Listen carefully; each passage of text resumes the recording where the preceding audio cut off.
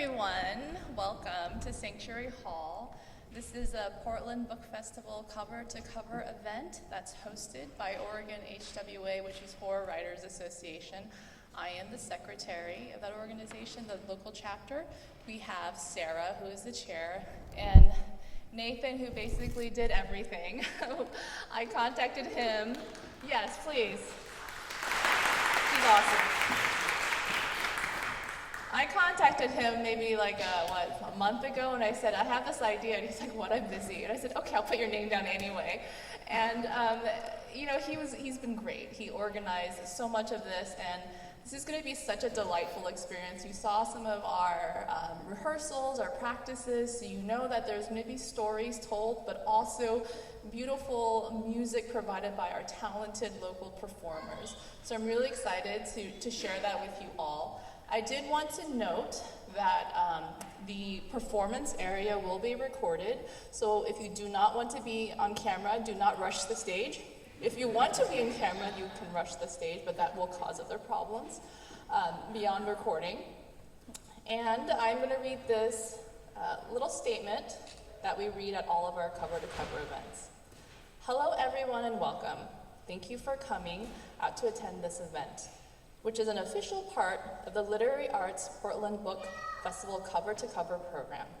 Literary Arts is a nonprofit literary center with a mission to engage readers, support writers, and inspire the next generation with great literature. I hope you all were able to go to the Portland Book Festival yesterday. Thanks for being here. I'm Nathan Carson. I am a writer and musician from here in Portland, Oregon. I'm a Moth Story Slam champion. You may have seen my byline on hundreds of articles in the Portland Mercury, Willamette Week, and Oregonian over the years, but I mostly retired from that to focus on writing gonzo, horror, and science fiction stories. I'm accompanied by musician Erin Laroue. She was born and raised in Lovecraft country in the woods about 20 miles outside of Providence, Rhode Island. She has an amazing solo album called Chalant that you can find on Bandcamp. And she also has a radio show on X-Ray FM Sunday nights at 9 p.m. We have a story for you called The Phantom of the Paramount. The last thing I expected today was to tell you a horror story that's true. Being a journalist, I am sometimes driven to investigate a story beyond the bounds of what's necessary for print, and that can lead to discoveries that others have chosen to leave alone or bury with the passage of time. The largest newspaper in Oregon hired me to write a feature on a classic rock act scheduled to play a commemorative show at the Arlene Schnitzer Concert Hall. The Schnitz, as it's commonly known here in Portland, has only gone by that name since it was remodeled and saved from the demolition ball in 1984. Originally built as a movie palace with an acre of seating, it was only 2 years old in 1930 when it was rechristened the Paramount. For most of its near century of life, that's how it was known. Now I am taking some liberties by calling my story The Phantom of the Paramount. However, there really was a mysterious character that haunted the place 50 years ago, and a long string of oddities that stretch all the way back to the Roaring Twenties. Weirdly, quite a few of them mirror Gaston Laroue's original French novel about the ghostly man who terrorized the Paris Opera House in ways that seem more than coincidental. When the Paramount was originally constructed as the Portland Public Theater in 1928, the architecture was French Renaissance inspired. At the grand opening, the orchestra's first musical number and dedication was Faust by Gounod. In The Phantom of the Opera, all the proceedings in both the novel and its more famous film adaptation surround performances of Faust.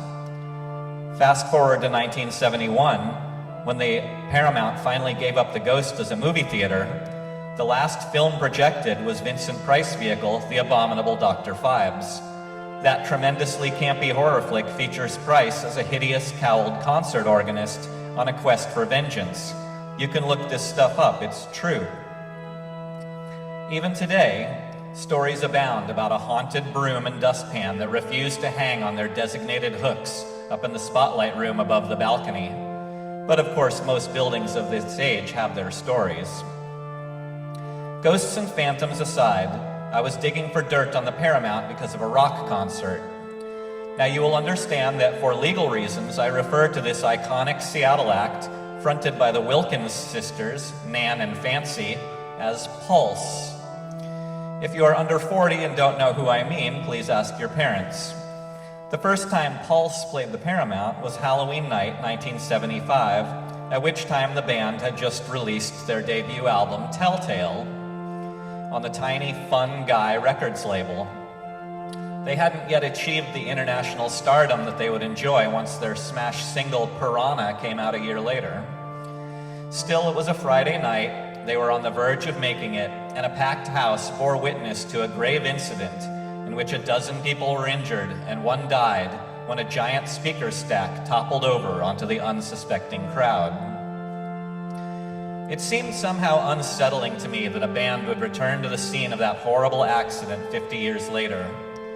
The more research I did, the more convinced I became that it wasn't an accident after all. Of course, this wasn't immediately obvious to me, but once I started to string together several seemingly unrelated minute details, the more mysterious the event became. Like so many bands, a revolving door of musicians had rounded out Pulse. I noticed on Wikipedia that the Halloween show in Portland seemed to be the last time the group performed with handsome young Hispanic drummer Cristobal Diaz. Setlist FM and several message boards dedicated to Pulse seemed to confirm this, though no one seemed too concerned over the short tenure of a now forgotten early member of the group. Was it another coincidence that this traumatic evening was the last time Diaz sat on the throne? I had a copy of the Wilkins sisters' rock biography, Pumping and Beating, on my shelf. The index gives Diaz scant mentions. One thing that did catch my eye was that years before the band formed, when they were still high school students in Bellevue, Diaz was apparently the object of an unhealthy fixation from Nan and Fancy's older half-sister, Erica. How did I not recall that there was a third Wilkins sister, and what was her story? Many dead-end searches wasted hours of my life, but I eventually surmised that while Nan boasted an operatic voice and little Fancy could play guitar like Jimmy Page, Erica had been the pianist in the family. There was a falling out of some sort. You could tell from the wording in the biography that there was more to the story, but since it was a family matter, the details were glossed over. History is written by the victors, yada yada. Supposedly Erica ran away to France while the other girls were still teens and wasn't mentioned again. I had actually let my curiosity about both the drummer and the sister go. After all, neither was pertinent to my article, or so I thought.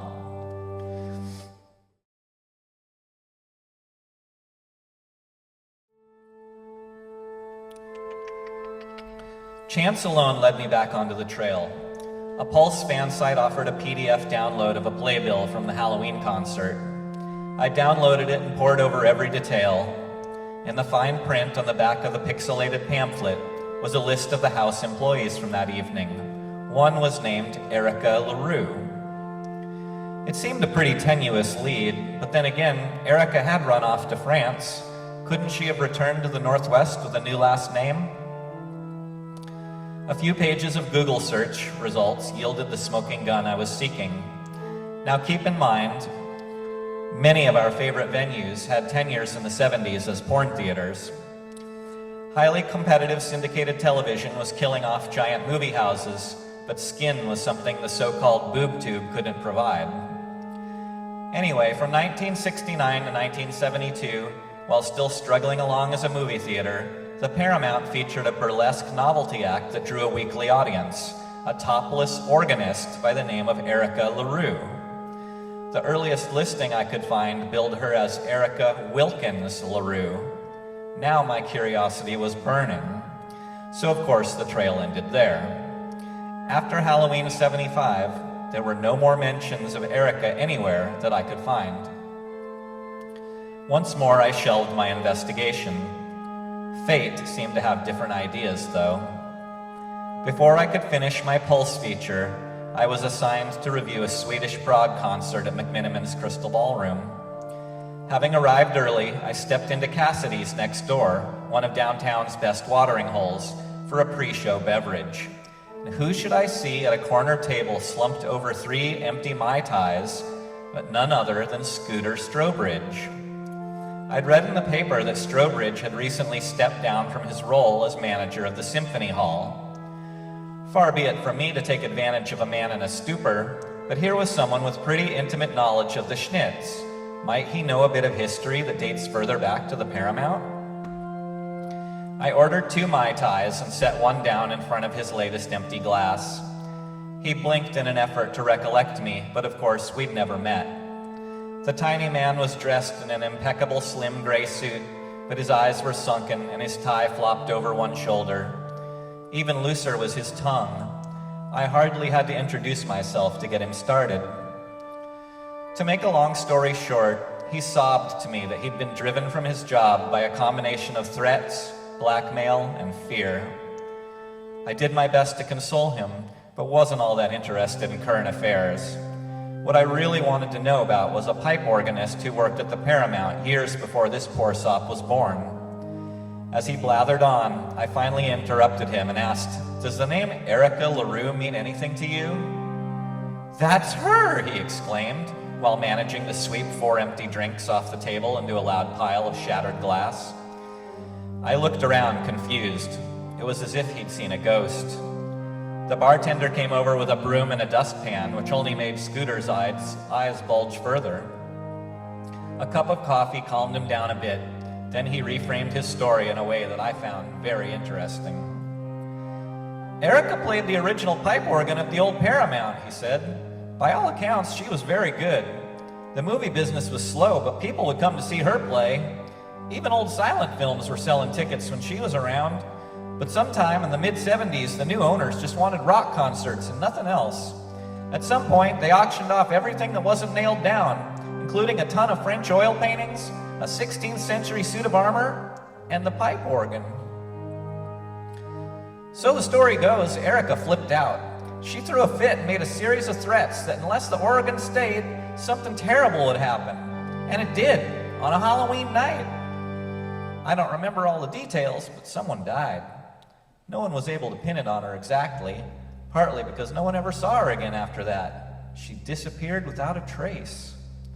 Aside from the PR nightmare, things went back to normal fairly quickly, except some of the janitors started mentioning a weird hum coming from the sub-basement late at night. No one could figure out where exactly it was coming from. You know, there are several levels below the street in that building.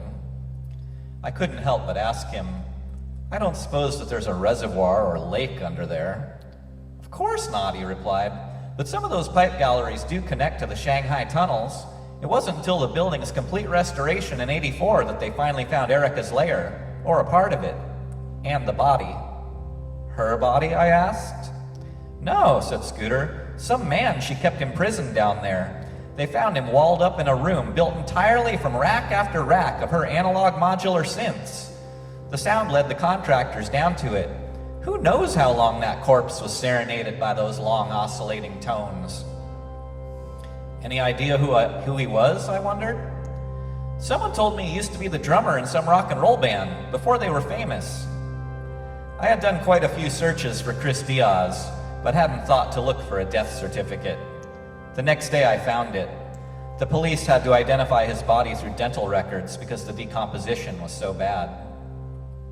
Scooter's drunken story went on, but it was too crazy to believe.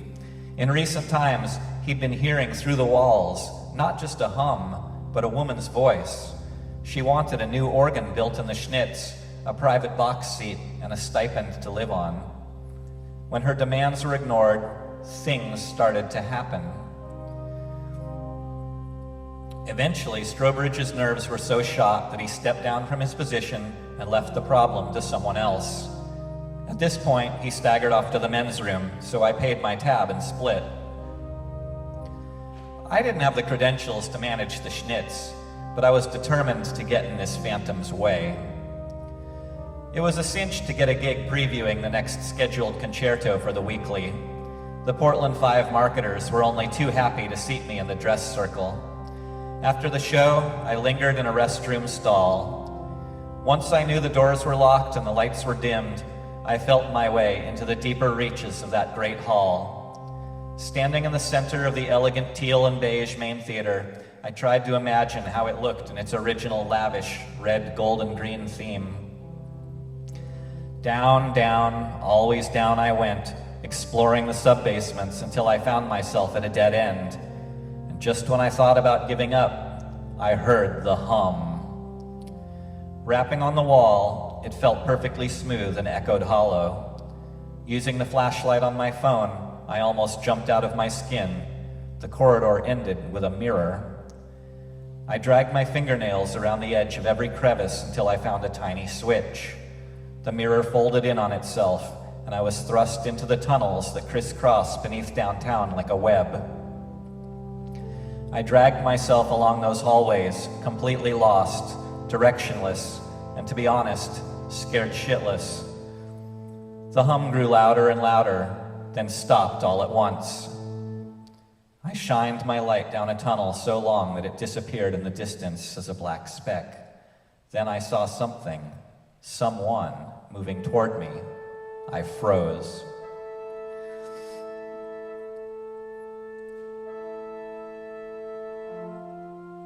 As she came closer, I saw her black dress, her blonde hair.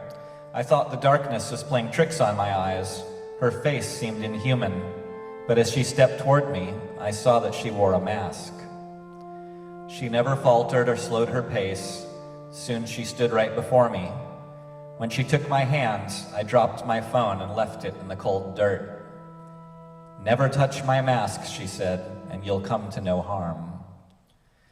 My mother didn't raise a fool. I knew what happened to opera singer Christine when she removed the Phantom's mask. I was determined not to make the same mistake.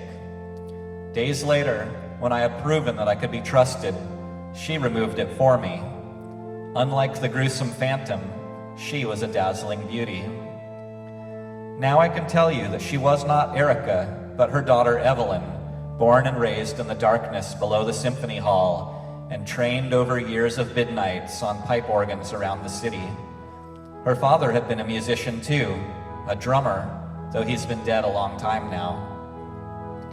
I never shared my story with the newspaper, but we did catch the Pulse show from our private box seat, kindly provided by the new, more pliant Symphony Hall manager. Furthermore, I found true love and a passageway that led into the church next door to the Schnitz, where a marvelous pipe organ sings and groans beneath her nimble fingers. One day, very soon, my love will play there for an audience by the light of day.